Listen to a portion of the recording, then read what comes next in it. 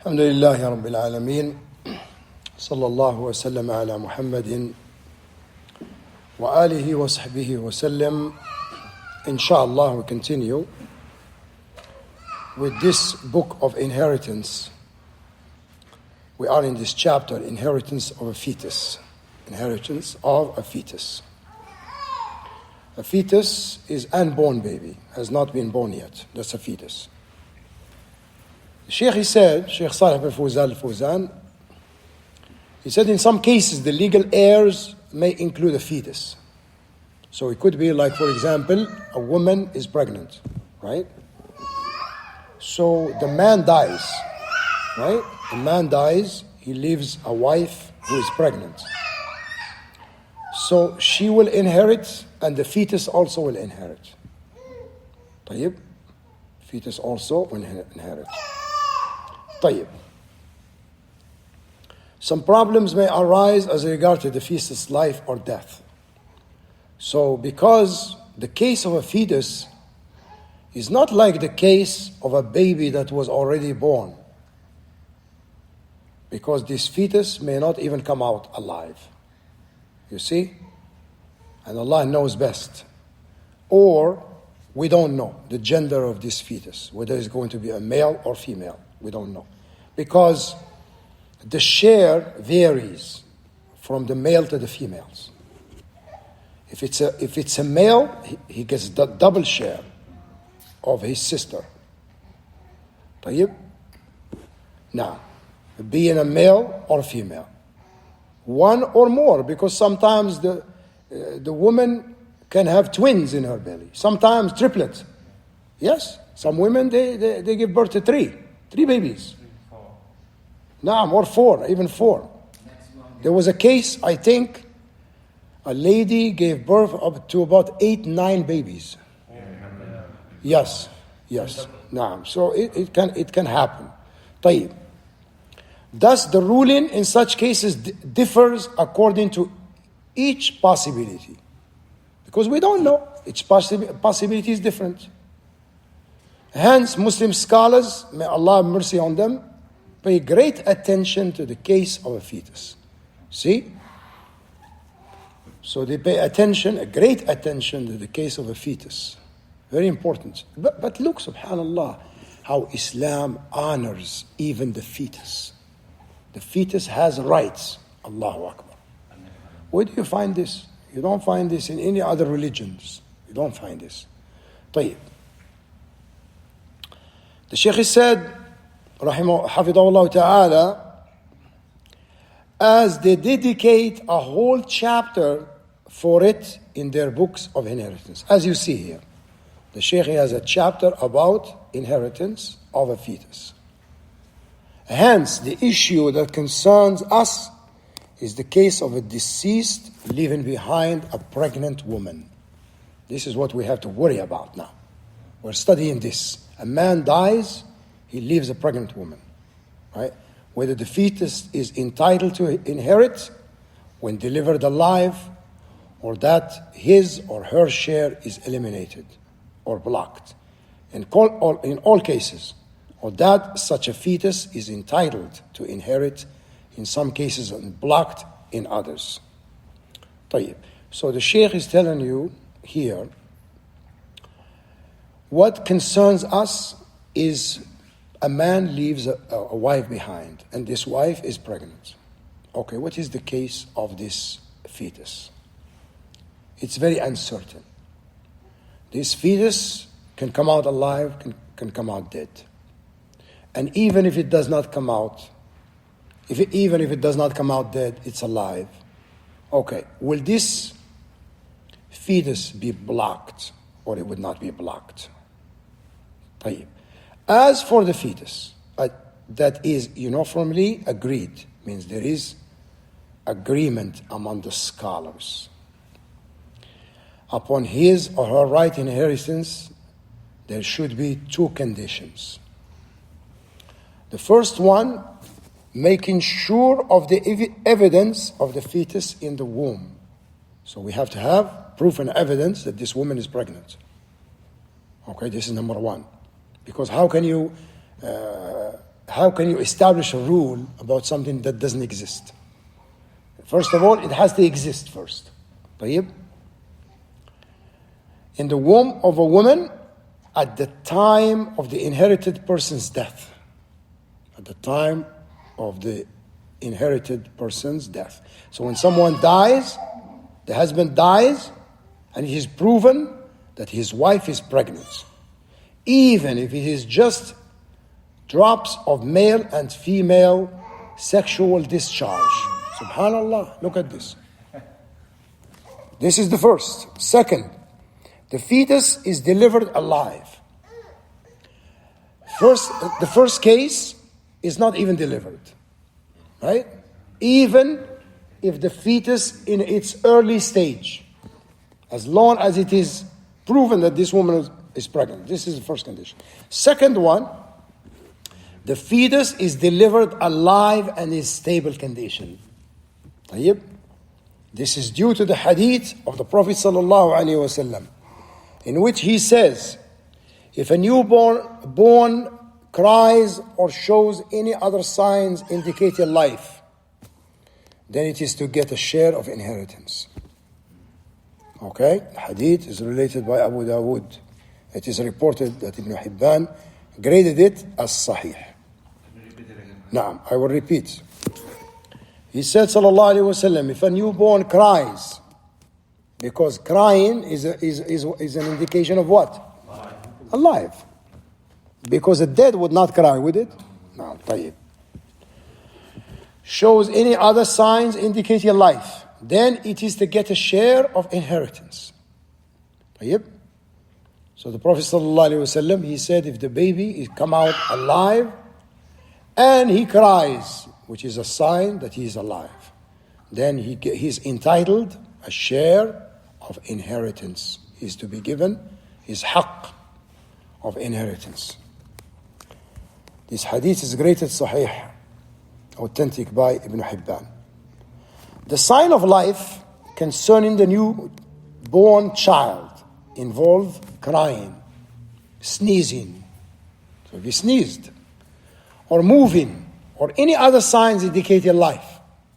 So as long as there is life in this child, and it is not restricted to crying, hence the presence of signs of life indicates the stable condition of the newborn, and thus the second condition is fulfilled. طيب. As for the first condition, namely the existence of a fetus in the womb of a woman at the time of the inherited person's death, it can be verified by being born within the specific period of pregnancy, the maximum and the minimum period of pregnancy. As regard to the period of pregnancy, there are three possible cases as follows. The first case, this is when a woman delivers a newborn alive before the minimum period of pregnancy passes. In this case, the newborn gets its share in the estate, as scholars unanimously agree. Thus, when the woman delivers that newborn for a period less than 6 months after the death of the inherited person, this indicates that she was actually pregnant during the lifetime. There is no deception, right? طيب. Lifetime of the inherited person, according to the consensus of the Muslim scholars. The minimum period of pregnancy is 6 months. This is due to the statement of Allah, exalted be He, in which He says, and His gestation and weaning period is 30 months. 30 months. Now, this is in Surah Al-Ahqaf. Surah Al-Ahqaf. Allah, exalted be He, says in Surah Al-Baqarah, the meaning of which, mothers may nurse, i.e. breastfeed, their children to complete years. So if the period of breastfeeding is 24 months, is subtracted from 30 months. The remaining is 6 months. So 6 months is the minimum, which is the minimum period of pregnancy. The second case, this is when the fetus is born after the maximum period of pregnancy passes, after the death of the inherited person. In such case, the newborn does not have any right in the estate. Okay? This is because the delivery of the child after the maximum period of pregnancy indicates that pregnancy has happened after the death of the inherited person. You understand? Okay.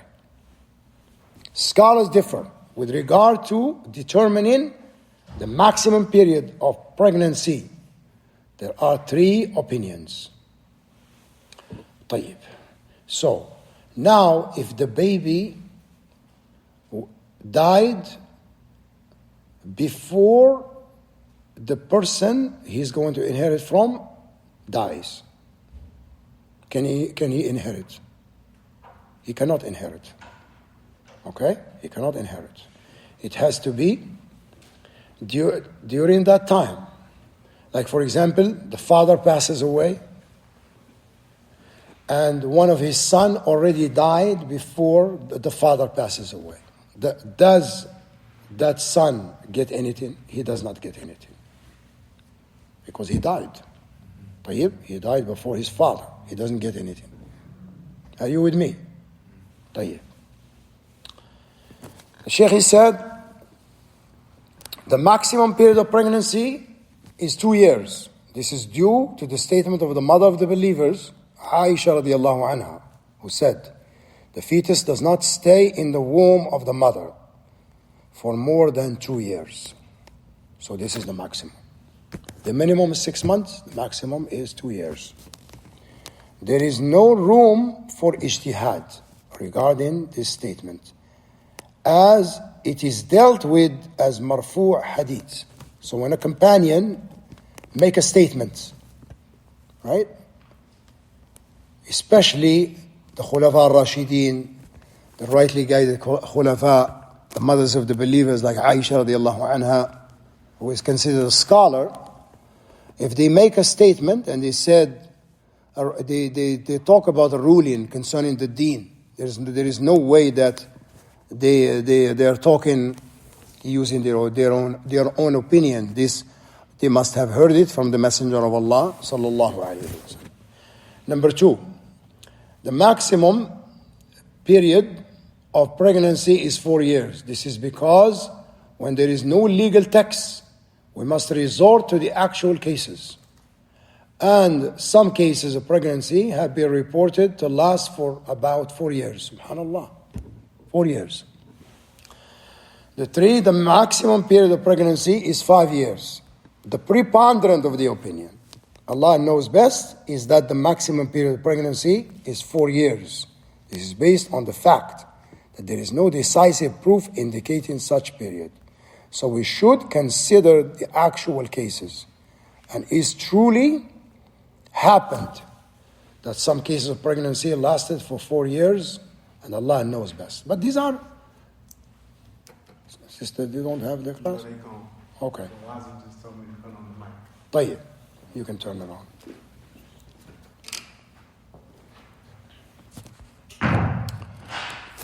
The Shaykh, Hafidahullah Ta'ala, he mentioned the third case. He says this is when the newborn is delivered after a period more than the minimum period of pregnancy and less than the maximum period of pregnancy. In such case, if such a woman has a husband,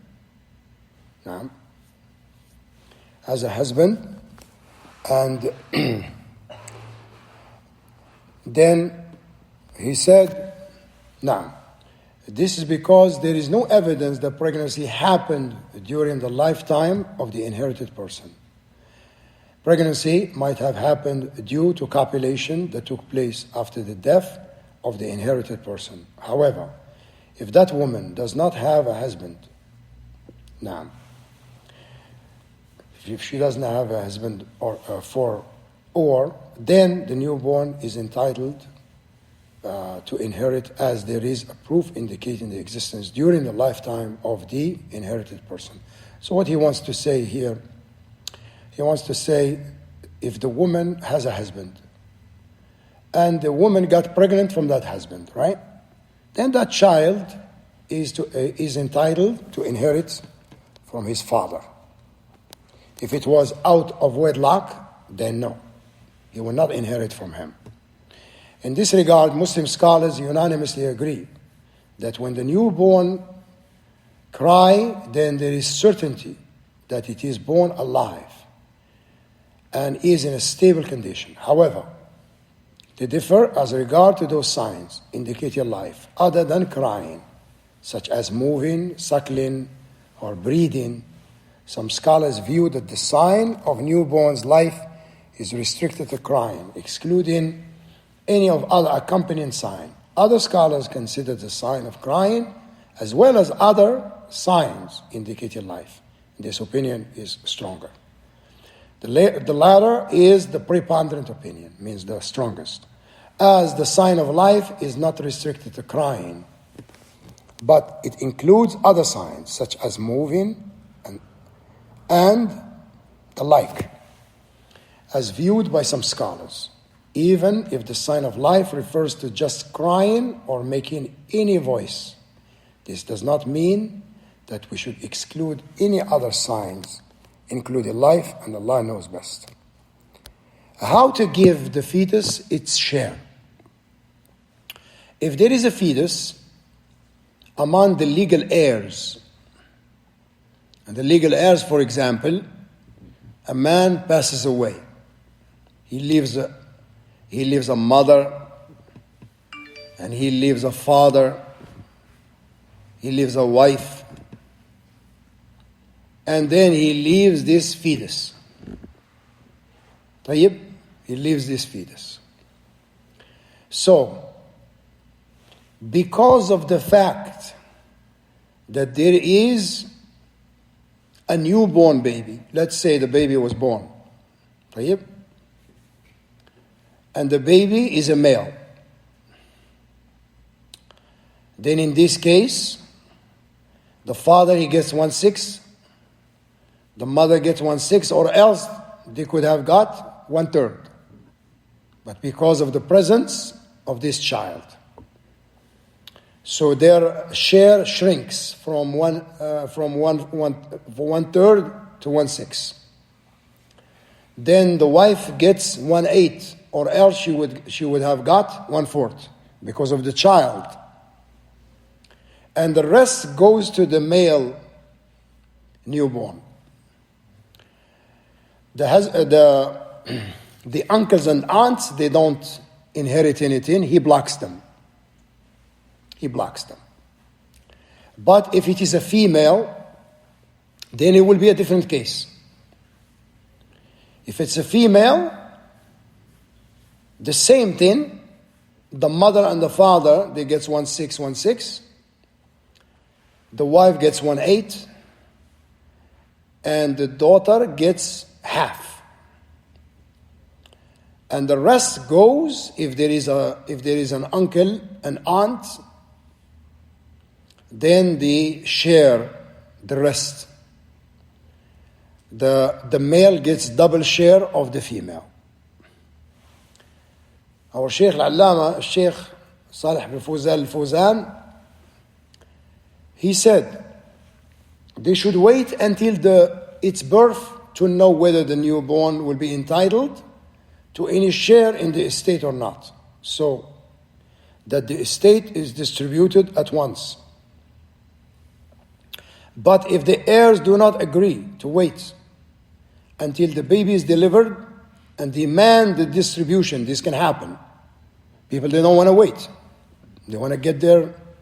They might have some reason why they need money or something like that.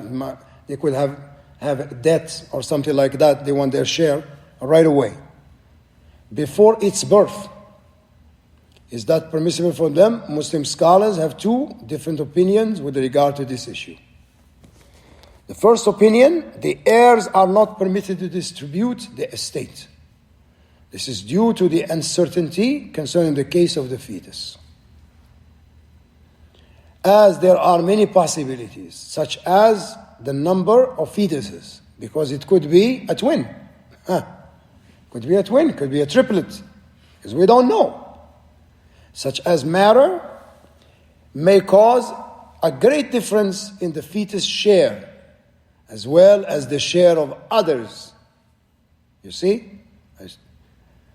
The second opinion, it is permissible for the heirs to distribute the estate before the child is born, and they are not obligated to wait, as it may cause harm to them. This is because some of the heirs may be needy, and the period of pregnancy may be long.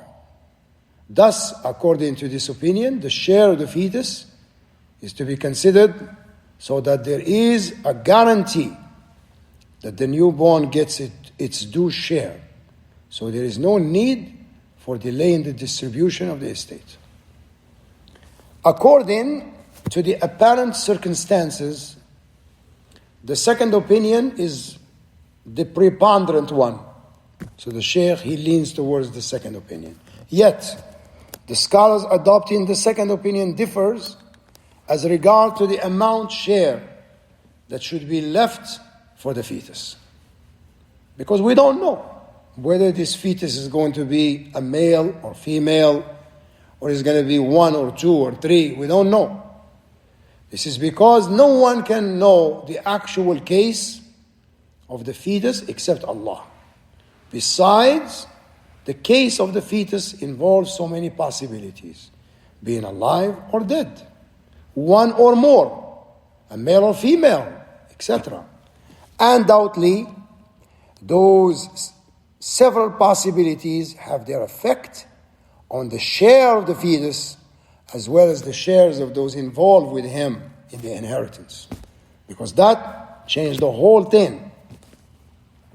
Therefore, scholars differ concerning the amount that should be left for the fetus. There are 3 opinions with regard to this issue. The first, there is no criterion regarding the number of fetuses a woman may carry. Here, the criterion is the case of the other heirs who inherit along with the fetus. That is, if a person inherits only in some cases, or his or her share is unspecified, such as the case of the agnate relatives. Okay, so what the Shaykh wants to tell you, that there are some heirs, some people who inherit, they inherit only in certain cases. Okay, I'll explain to you. For example, if a man dies, he leaves a wife,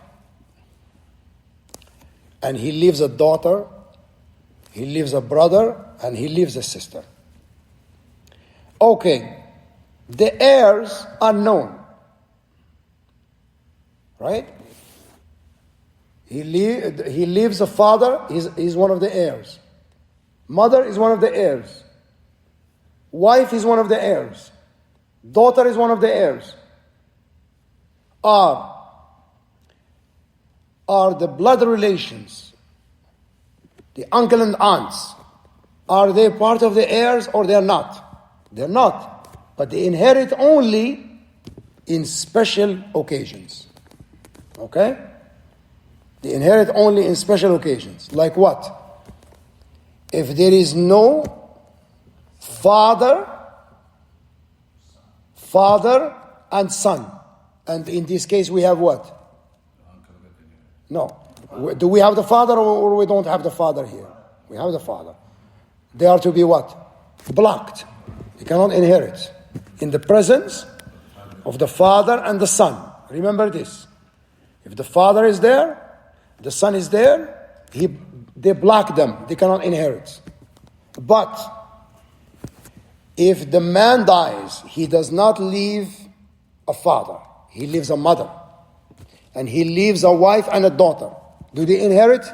Yes, they inherit here. Because there's nobody to block them here. The father is not there, the son is not there. Are you with me? You understand? Okay? So, if the man dies, the husband dies, he leaves a mother, he leaves a wife, he leaves a daughter, he leaves a brother and sister. So in that case, the mother gets 1/6 because of the presence of the child. The daughter doesn't have a brother with her. She doesn't have a sister with her. She gets 1/2. She gets half of the inheritance. The rest goes to the uncle and aunts because there's nobody to block them. So this is what the Sheikh is telling you. The agnate heirs, those who inherit only in special occasion, in special situations. As I gave you the example, now you know. The Shaykh said, now, as for the heir who inherit in all cases, in all cases, and whose amount of share may differ.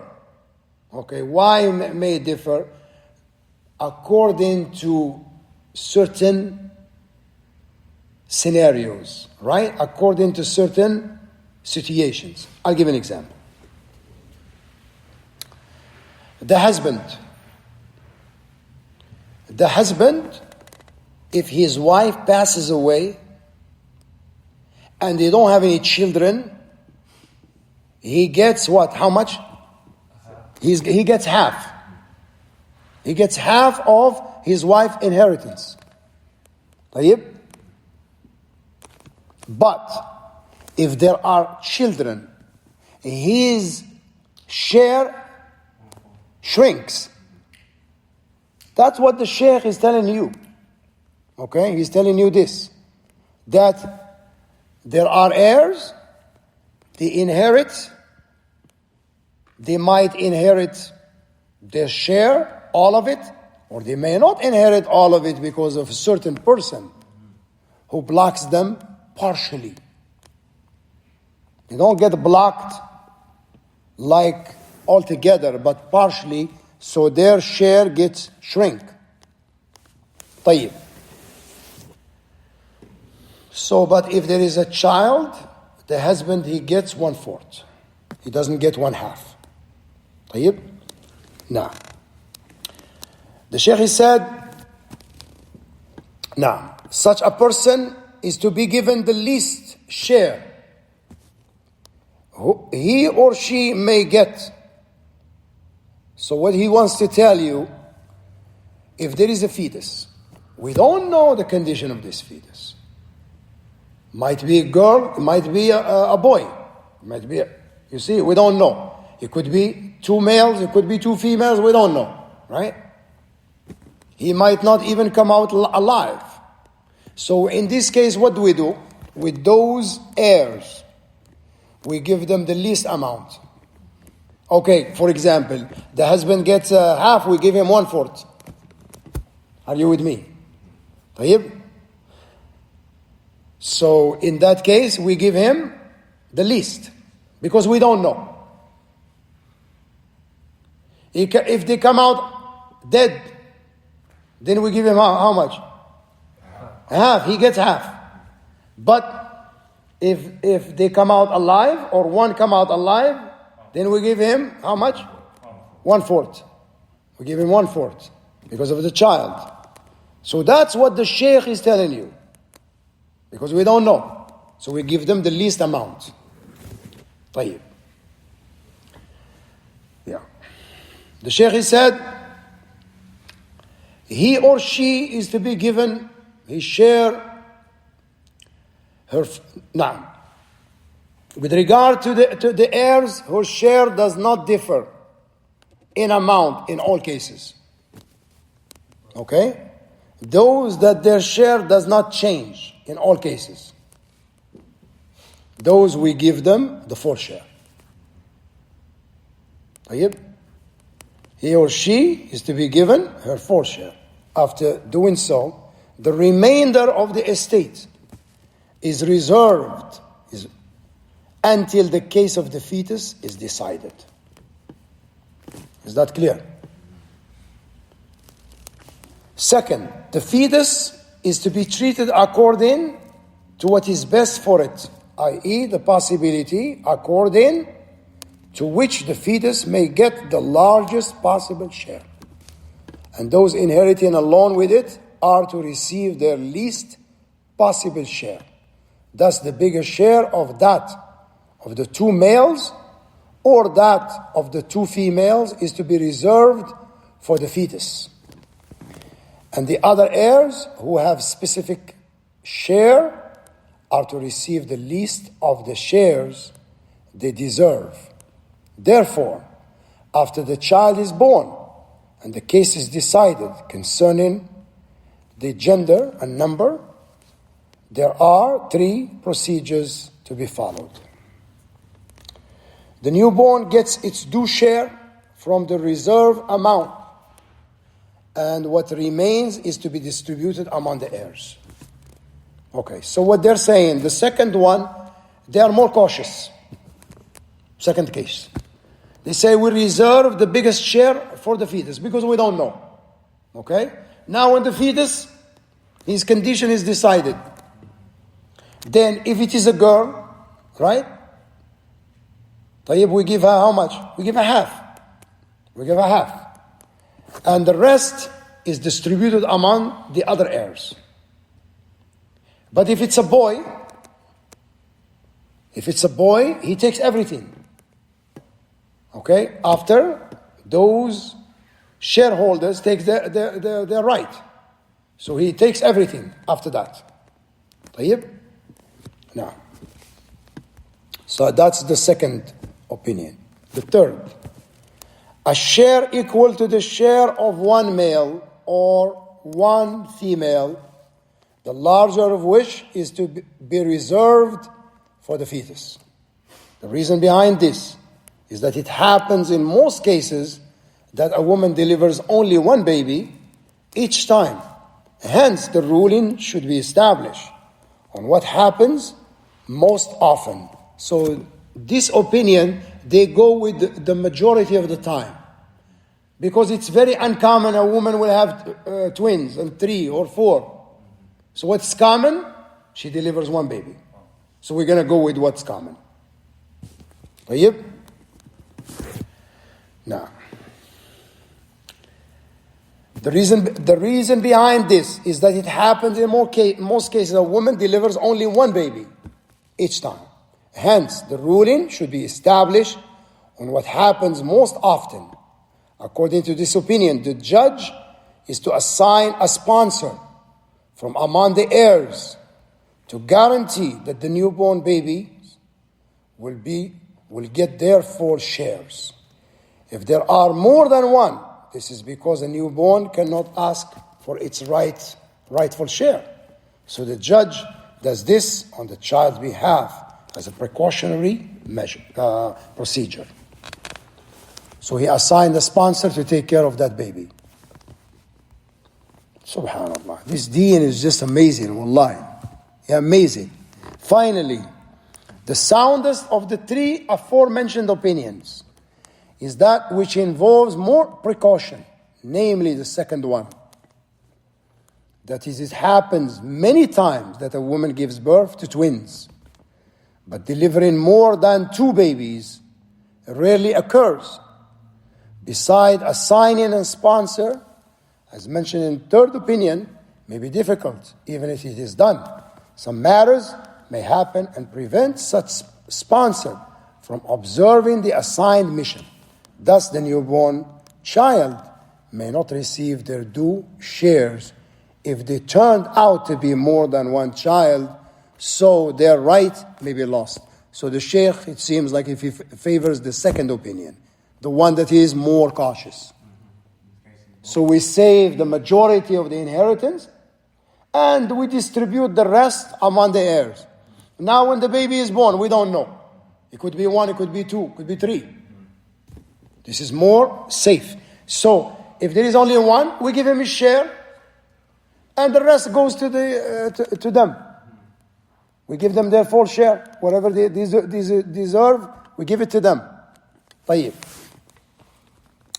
According to the soundest opinion, there are 6 possibilities from the fetus. For the fetus, the child may be delivered dead. Second, it may be only one male.